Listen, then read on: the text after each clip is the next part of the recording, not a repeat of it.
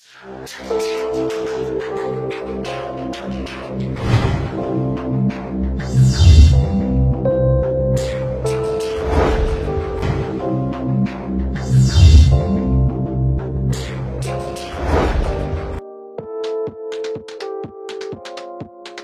top-shelf smartphones are all the most exciting when they come with a brand new chipset in tow.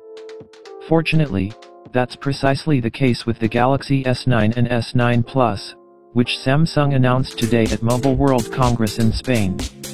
More experienced readers will know that Samsung Galaxy S phones happen to use two different system chips.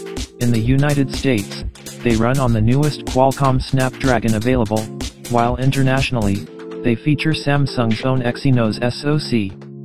This year, the Galaxy S9 will make use of the latest and greatest editions of these chipsets, namely the Snapdragon 845 and Exynos 9810.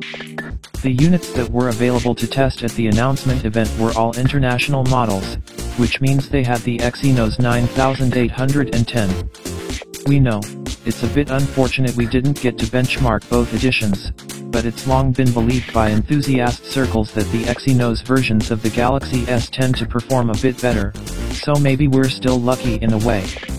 We ran 3 benchmark apps on the Samsung Galaxy S9, Antutu, GFX Bench, and Geekbench 4, and we have to say the results look quite promising. Keep in mind there's no guarantee the units we played with ran the final software expected to be available when the phones launch on March 16th. There could still be some work left to do before they hit the shelves, but even then, the Galaxy S9 demonstrates superb performance capabilities, as it manages to outperform every other direct competitor, except for the iPhone X. The GS9 even scores first at Antutu, which is a superb result. Gamers will be happy to know that the Galaxy S9 pushes the envelope even further, as far as Android handsets are concerned. Yes, there's still room for improvement, but the GFX numbers show that there's hardly anything in Android that can rival Samsung's Exynos chipset.